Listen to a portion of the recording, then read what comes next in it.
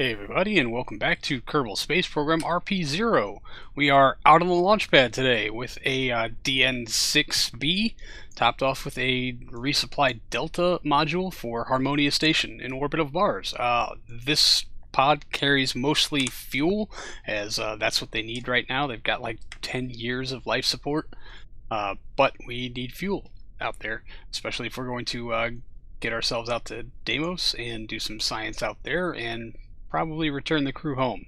We've got 2 of these going out this window, nothing big going for Mars currently, just those, but our relative inclination with the moon is reasonable. SAS is on, throttle is set to full, ignition sequence start. Looks like a good light across the board. Let's get the clamps off and start our very slow crawl off the pad. Looks like we have cleared the clamps. This is a heavy resupply module. It's basically the fuel variant of the supply module that is currently sitting at Harmonia Station, giving them all the life support they will ever need forever and a day. So I'm going to go ahead and try to wrestle this big and on out to orbit, and I will pick all of you up there. Leaving the only real question being, what the hell happened to the fairing? I think I was having trouble with the auto shape of fairings, and so I just kind of slapped this one together. It's way bigger than it needs to be, so I think for the second resupply we will try to get that fairing adjusted to something that looks a little more reasonable, because that's awkward. It makes it seem like we're sending a million tons of supplies when we are absolutely not. We do have 2 flights going out this window, both of them resupply pods.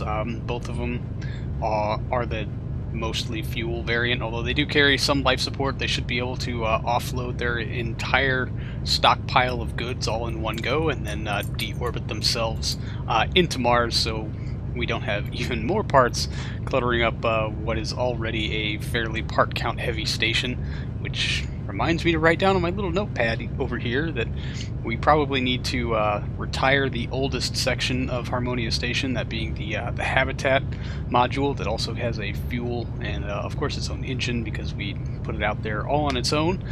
We can probably upgrade that a little bit, but I've got a few other things that I want to toy around with first before we get into actually changing things out there. We'll see how well the Venus station goes. Boosters are off. There go our fairings, and you can see how tiny the resupply pod is compared to the DN6. Apparently there was some kind of fueling error in one of the boosters. One of them had about a half second of runtime longer than the other, caused us a little bit of torque, but we are compensating back for that. Still trying to get our relative inclination to within what I would call a reasonable level. I mean, down to like 0.27 now, which is pretty dang good. Anything under 0.3 I think is fully acceptable, although we are off plane from Mars, apparently, as I will find out later.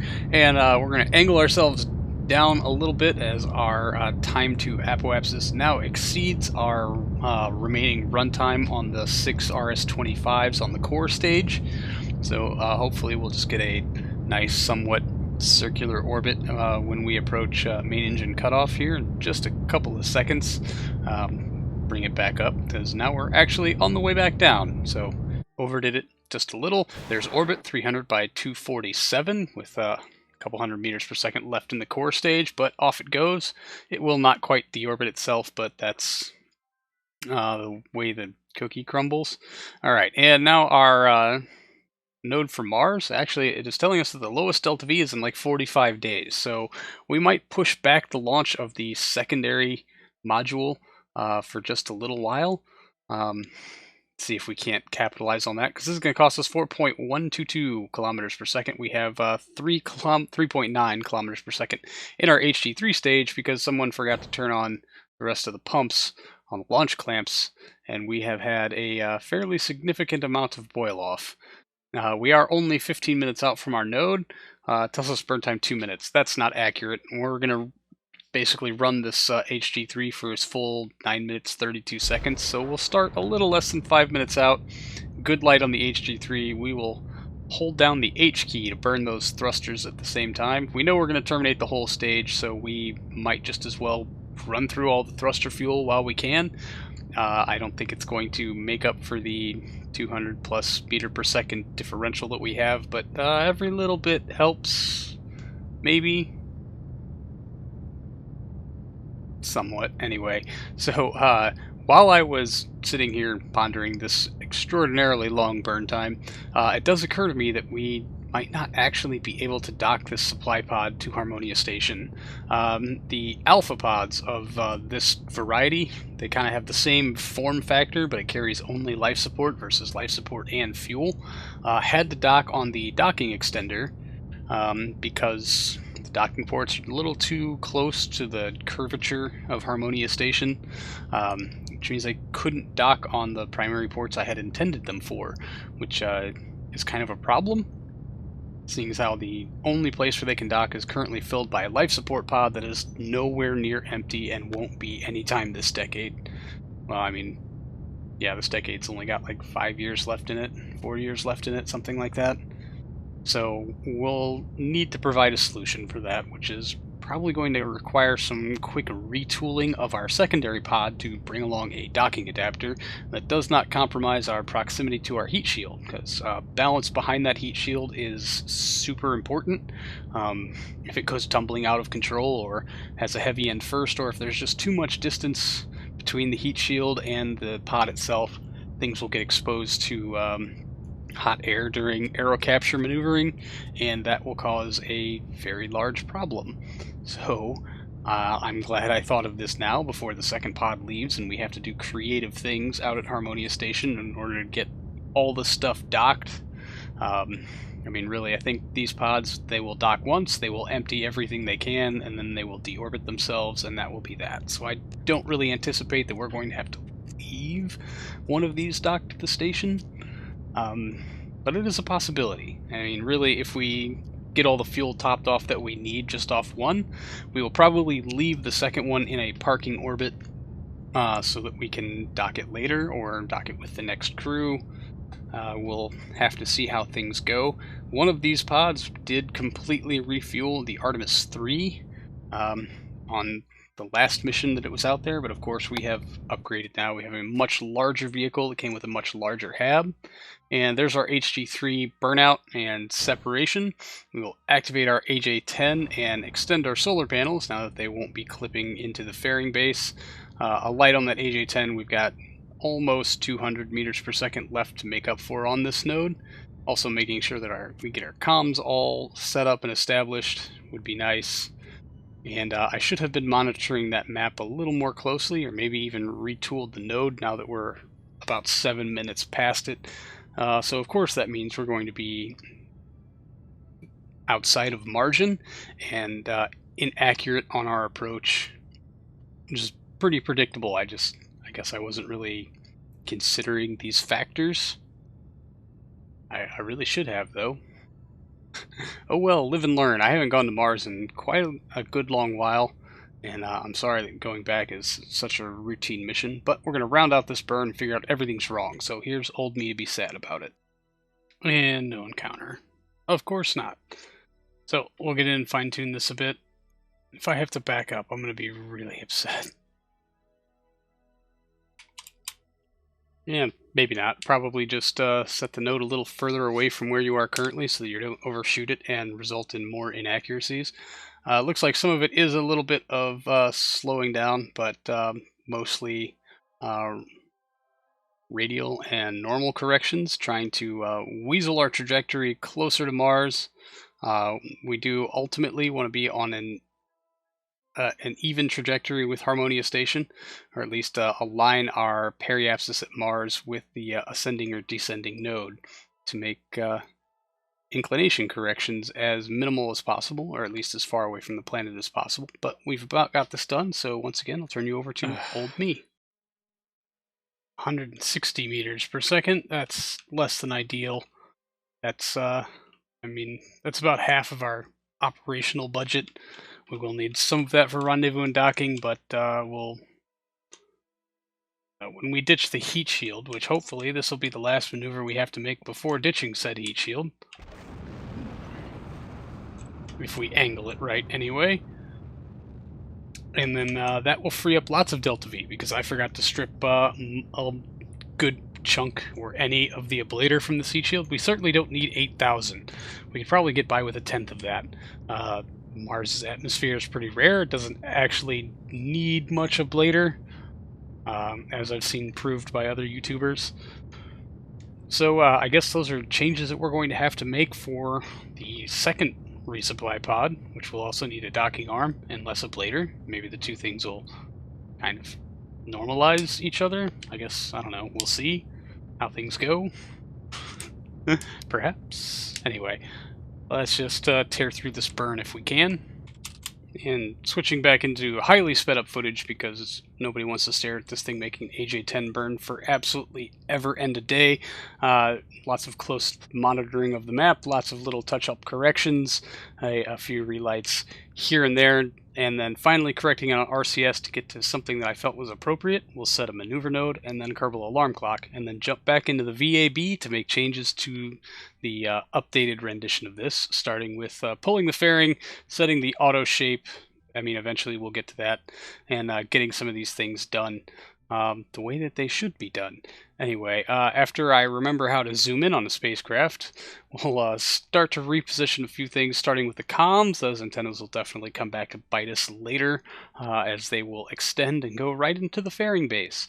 Now, we need 2 docking adapters. We might as well go ahead and make them connected living space compliant, in the hopes that at some point we will upgrade Harmonia Station enough to be connected living space compliant.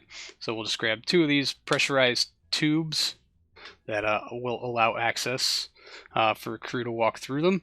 And now we just have to figure out what's the most ergonomical way to fit these onto the side of the spacecraft, where they won't be exposed to air from the outside as we break through Mars's atmosphere. Also won't clip into anything, which will prove tragic should we try to decouple them. And it looks like tucking them down here, at least for the time being, is probably the safest bet. We'll need another bit of truss work to make this kind of a legit connection, and that will also give us another axis on which we can rotate them. I do want them to be not just figuratively connected to the resupply pod, but how we're going to go about getting them actually docked to Harmonia is, I guess, a thought experiment for a later date. I'm sure we'll figure out something. Maybe after we ditch the heat shield, we can at least undock one of these and maybe dock it to the front of the resupply pod itself. Although, considering the mass of this thing, it's going to be just a little bit wasteful as far as fuel is concerned for maneuvering it around and getting it into position. And then performing the docking, which you all know exactly how good at those I am. Anyway, they're nice and tucked in. That's not too shabby. They're actually not clipping, although within pixels of possibly being clipping. So we'll turn this to auto shape, making sure auto struts are back on, and bang, there's a much more reasonable fairing. We'll also pull a little bit of the liquid oxygen out of our base plate stage here, and see if that won't compensate for boil off. But of course, I will change my mind on that just the second we get out here to the launch pad, to where I will say, oh yeah, that wouldn't have happened if I had turned the pumps on the clamps. So the pump clamps were activated, the fuel tank was unlocked, and it was topped off to its full capacity, giving us 4,037 meters per second delta V on that HG3 upper stage. Now back again in very, very sped up footage, and you can tell I remembered to turn the clamps on this time, because when booster sep happens, they will go off cleanly and evenly, which is always a gigantic plus. So the mighty DN6, after only 13 hours modification to attach those things under the fairing, that amazing ground crew that we have working for this space agency, I must say. They absolutely nailed it. Boosters down, off, and away. Fairings down, off, and away. I hope you didn't flinch as they were all flying towards you in extremely sped up footage. And then we will just carry on very swiftly to orbit. DN6 shrugging its shoulders at lifting this basically 80-ton thing, 90-ton thing into low Earth orbit, leaving us with quite a few meters per second remaining, but no ignitions to do anything with it. So we'll bring out Mech Jeb, start to plot our node. I'll try to tune it in a little bit before we actually light the burn, in hopes that maybe we can get a little more accurate with this one. A good light on the HG3, thankfully, and with all of its fuel still in place, it will actually give us some headroom on this maneuver, which is fantastic. Oh, I also did remove a bunch of ablator from the heat shield, because we don't need these heat shields to have all 8,000 or whatever ablator they come with, because Mars doesn't have much of an atmosphere, so there isn't a lot of air for which to cause friction that would necessitate the ablation that will inevitably occur. So there's that, and that also saves a lot of weight off of the spacecraft itself, which does give us better margins and a lot more overhead room to work with. But we will round out the burn. I kept expecting the trajectory to move through at Mars, so that I can very hastily press X when the time came. However, the time would never come. Yeah, no encounter on engine shutoff, so we will scrap that node, make another one, spend way too much time dialing this node in, making sure we can now set Harmonia as our target, and then trying very desperately to get that descending node to match up with our periapsis at Mars. Things are fickle. It didn't work out quite well. 143 meters per second. As we separate from the HD3 stage, our antenna explodes, predictably. We'll light up the AJ-10 and try to round out this burn. Maybe this actually gets us somewhere in close to Mars. Yeah, nope, not really. Way out there. But thanks to the use of RCS and another node plotted to help guide us in a little bit more, and of course with lateral docking controls, we can come up with something that very nicely resembles a solid approach on the dark side of Mars in about a year's time, give or take. But our supply pods are both on their way. They've got a good course, provided KSP doesn't decide to just randomly alter that for us. So far, so good. Alarm set, and very quickly we'll switch back to our HD3 stage because it has a lot more delta V without stuff on it. Plot us a node and maybe clean up our trash a little bit. Pegging out the G meter that HD3 uses its last ignition to push the orbit of itself back onto a collision course with Earth. Poof. Thanks for hanging out, everybody. I really do appreciate it, and I will see all of you in the next one. So until then, see you later.